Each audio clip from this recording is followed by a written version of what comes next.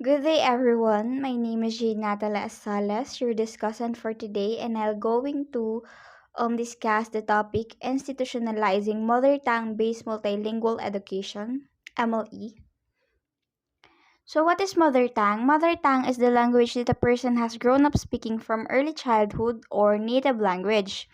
So, mother tongue, it implies that it is the language na kinalakihan na natin.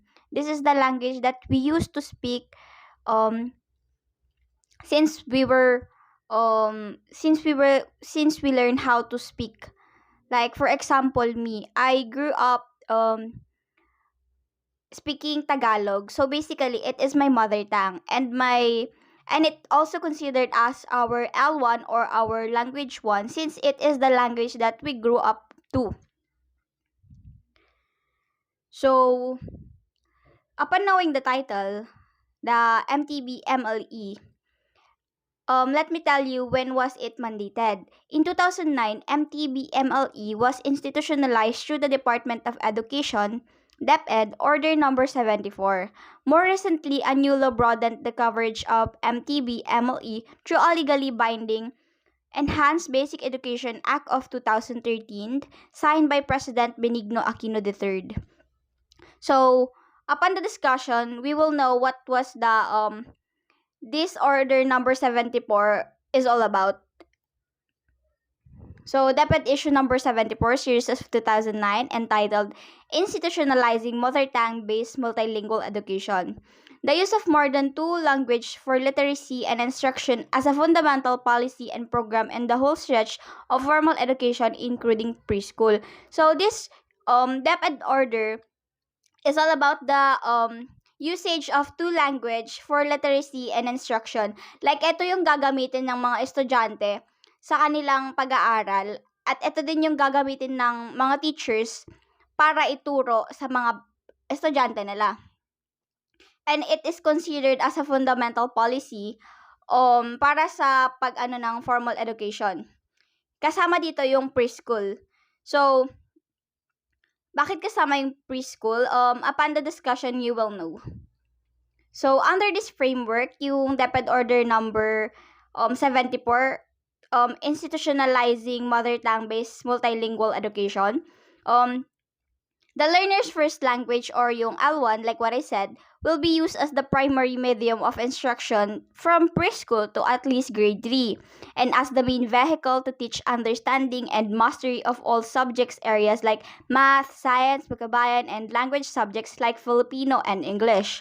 Moreover, the mother tongue as a subject and as a language of teaching and learning will be introduced in grade 1 for conceptual understanding, while additional languages such as Filipino, English, and other local or foreign languages are to be introduced as a separate subjects no earlier than grade 2.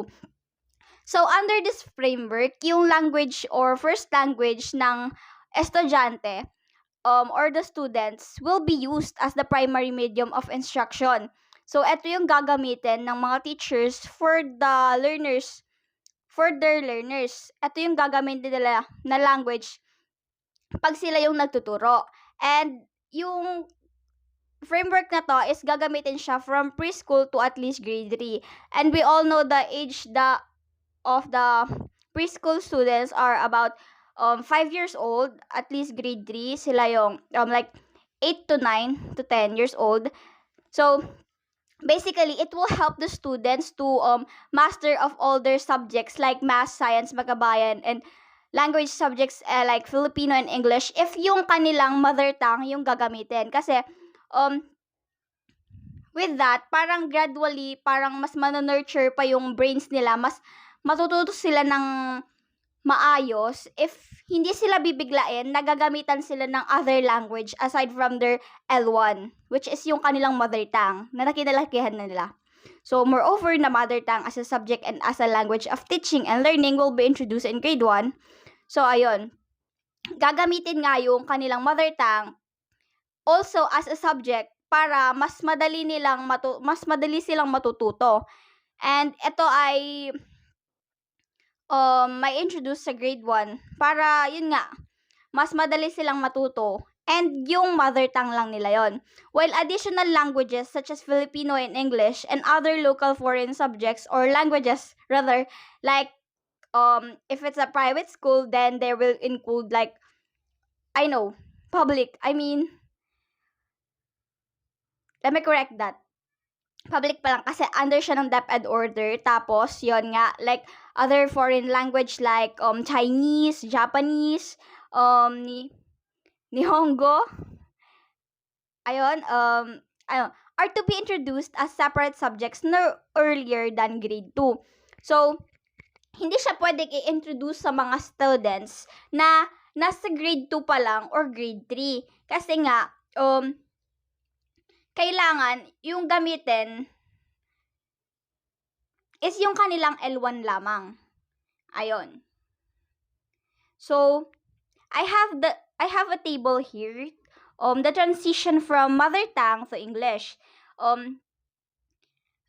It's like the curriculum of the students. So, in the first quarter, they will use the mother tongue, all domains, like in the subjects, yung pagtuturo, paano sila kausapin, like that. And Filipino, exposure to the language, it will be used as a subject. Second quarter, the same, mother tongue, all domains, Filipino, exposure to the language. As for the third quarter, it's still included yung mother tongue in all domains and Filipino, exposure to the language. But there's an addition, the English. But it is also an exposure to the language, like in their oral language, phonological awareness, vocabulary, listening comps, grammar, like that. So, parang gradually, idadagdag nila yung panibagong language exposure lamang. Like, hindi nila bibiglain yung estudyante. And for the fourth quarter, it's still the same. Mother tongue, all domains, Filipino, exposure to the language, English, exposure to the language as well in their oral language, phonological awareness, vocabulary, listening comps, grammar. So, according to President Aquino, of using English, we connect with the world. The national language, we connect with our country. And the native language, we connect with our heritage. It's like it implies that when we use English language, we connect with the world because we all know that English language is our lingua franca. It is like the common language that we use when we encounter different people with different language. Like I am a Filipino, so basically my language is Tagalog, and I encounter a Korean and their language is a whole. And when we use the English language, we connect because we understand each other. And the national language, we connect with our country. So, our national language is the Tagalog, right? So, when we use it, given that we in our country, there's lots of different dialects, like we have the Kapampangan, Ilocano, Pangasinense, Chavacano, and like that. And when we use the Tagalog, we connect. Hindi nagkakaiba yung language na gagamitin natin. Mas maiintindihan natin yung isa't isa if we use Tagalog. Sa Manila, if mapapansin nyo, makaka-encounter kayo ng mga tao na they find it hard to use Tagalog, but they still try to use it, even though may accent na sila. Kasi they want to connect with other people, kasi alam nilang magkaiba sila ng dialect. Like ako, kunwari makaka-encounter ako, I use Ilocano language. But the person I am talking to is like they use Pangalatok dialect. So, for us to be able to understand each other, we will use the Tagalog, right? And the native language, we connect with our heritage. So, my native language is, here in our province, our native language is Ilocano.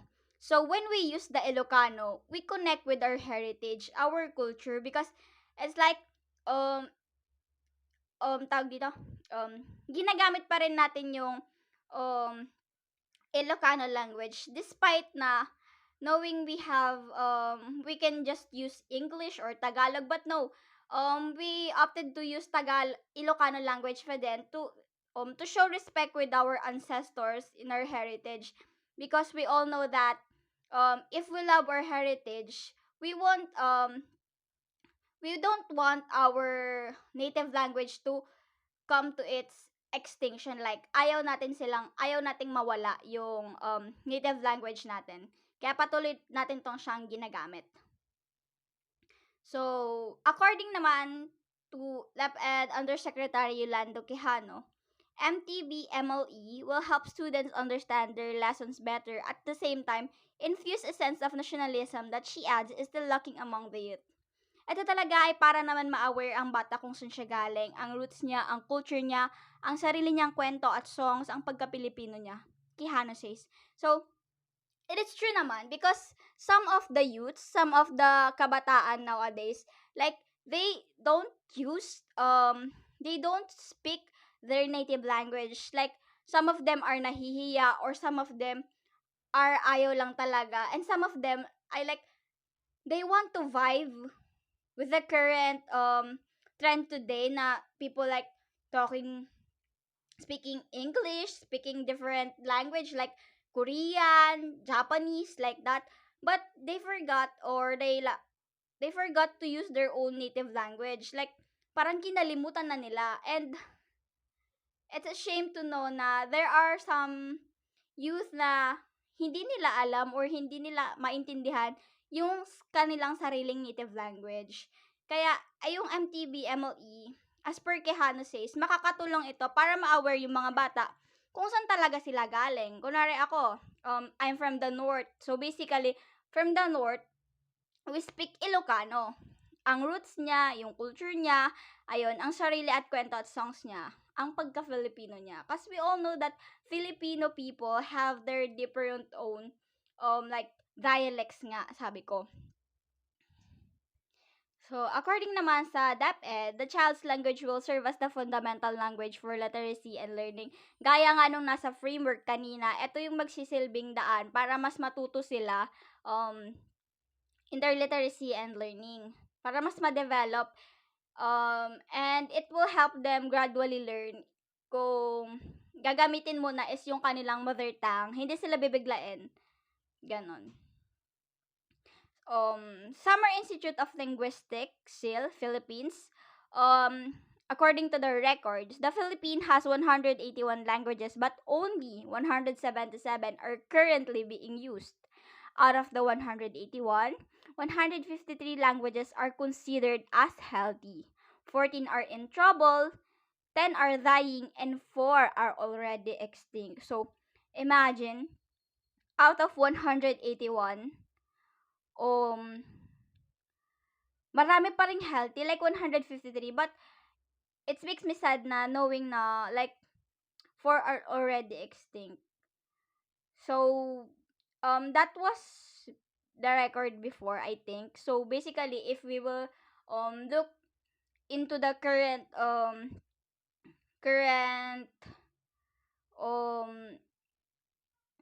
yung current na situation siguro ng languages ngayon sa ating bansa, siguro mas nadagdagan yung nasa extinct, yung nag-extinct na languages. So, ano ba yung purpose ng etong DepEd order na to, institutionalizing mother tongue-based multilingual education? It is to develop appropriate cognitive and reasoning skills, enabling children to operate equally in different languages, starting in the mother tongue with transition to Filipino and then English. So, gaya nga nung pinakita kong table kanina, gradual yung pag-transition nung bata when it comes to different languages. Like, mag-i-start muna siya sa mother tongue in all domains, sa lahat ng kanyang, sa kanyang pag-aaral, sa kanyang pagkikipag-communicate, as nag-start siya sa mother tongue. And then, although meron na yung Filipino, but it's only an exposure. Hindi siya direct na dun, like, ituturo dun sa estudyante. So, ayun. And then, sa third quarter, dito natin papasok yung English, but still, exposure lang. Hindi siya direct na ituturo nga sa estudyante. So, with that, mas nade-develop yung cognitive and reasoning skills ng bata appropriately. Mas, Like, mas marunong na nila gamitin yung different language na natutunan nila. Kasi, hindi sila nabigla. Like, ayun nga, smooth yung transition ng kanilang pag-adapt sa different languages. Ayun din yung purpose ng, ng framework na to. Main languages used in MTB-MLE, DepEd Order number 16 series of 2012. So that was 2012. Guidelines on the implementation of the mother tongue-based multilingual education. So, honestly, hindi ko naabutan yung ganitong framework because when I was still in elementary, we didn't have this kind of subject. So, recently lang, like, eto nga, 10 years ago siyang, bago siya na like, na ipasa patupad. And with that being said, I think, wala na ako sa grade 3 dito. Siguro nasa grade 5, grade 6 na ako noon, I think. So, number 1 is the Tagalog. Kapampangan, Ilocos, Pangasinense, Hiligaynon, Waray, Tausug, Maguindanaon, Bicol, Cebuano, Maranao, and Chavacano. So, eto yung main languages lang. But there are more languages na I think ginagamit naman sa MTV, MLE. So, still, main languages used in MTB, MLE, it is DepEd Order number 26 series of 2013 naman. So, yung kanina, 2012, ito 2013. Ibanag for Region 2, which are the Tuguegarao City, Cagayan, and Isabela. Evatan also for Region 2, Batanes Group of Island. Sambal for Region 3, Sambales. Akyanon for Region 6, Aklan and Capiz. Kinaray for Region 6 as well, Capiz and Aklan. Parang pinagbaliktad lang, but I think different language siya. Dialect rather. Yakan for Autonomous Region in Muslim Mindanao, Basilan Province, Surigao Non for Caraga, Surigao City and Provinces. The salient feature of MTB-MLE curriculum, it has 4 aspects of development. The first one is language development. Student will establish a strong educational foundation in the language they know best. They will build a good bridge to the school languages, and they will be prepared to use both all of their languages for success in school and for lifelong learner. Like what I repeatedly said, as their transition for different languages, it's like their language will be developed, language development. Kasi, syempre hindi naman magi-stay lang yung bata sa pagkatuto ng isang language lang. Kaya we have this L1, L2, L3, and so on. Kung mas madami pang natutunang language yung bata. So, as their language will be developed, they will build a good bridge to the school languages. Kasi, in schools, we have different languages naman. As per different curriculum, we have the Tagalog, and English is the most common. And with that, they will be prepared to know or to use both language para sa success nila in adapting sa school, in like para mas mag-excel sila sa mga different subjects nila na ginagamitan ng Filipino language like math, science, like that. And for lifelong learning then, like if they will communicate with other people, alam na nila.